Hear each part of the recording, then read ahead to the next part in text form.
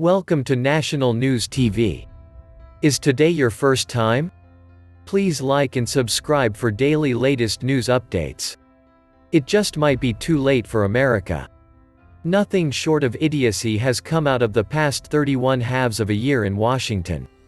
When Congress has acted only to come up short and many times have missed the boat on so many pieces of legislation, it is a wonder why the United States hasn't sunk like the Titanic. A drop in the bucket is all that has come out of legislators in response to not only this pandemic but the continued economic misfortunes millions of Americans have been facing for years. With much hanging in the balance this election year, no matter the outcome, the sinking ship of state will only continue to flounder in seas of ambiguity. With a babbling lunatic currently as head of state, America has veered way off course into uncharted waters. Not in recent memory have other nations responded with aghast, disgust, and condemnation of a sitting president and many others who have allowed the tirades, abuse of power and the utter contempt for the rule of law to continue. It might be too late for America's greatness to return. The divisions that exist currently have no will to unify under a common good for all. One might conclude that this pandemic was an intentional act to herd people into forced compliance with certain mandates. Unfunded mandates that placed undue hardships on an already beleaguered society. Since there wasn't a national unified response and effort to contain the pandemic when it first appeared, hundreds of thousands of Americans have died and so many more have and continue to become infected.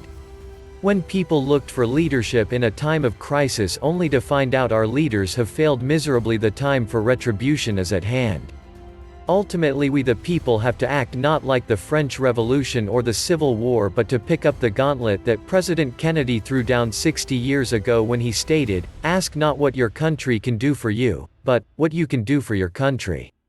This was a rallying cry that unified a nation. He set the course for the United States for decades to come. We put a man on the moon, built the International Space Station and did so many marvelous things that made America stand tall in the eyes of the world.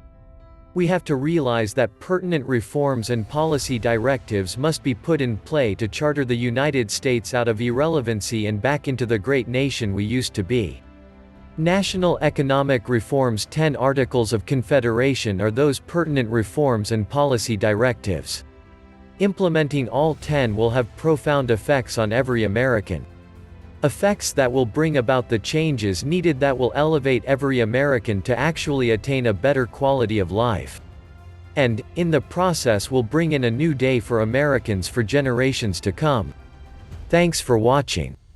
Please like and subscribe for more latest news updates.